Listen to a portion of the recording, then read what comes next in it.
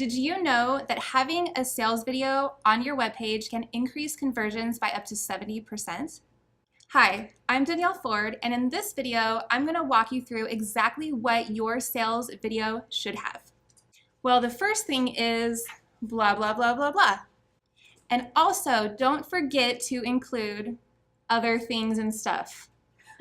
That's all for this video. If you want more content like this, then visit danielleford.com, where you will find a downloadable script that you can fill out, print out, and use for your sales video.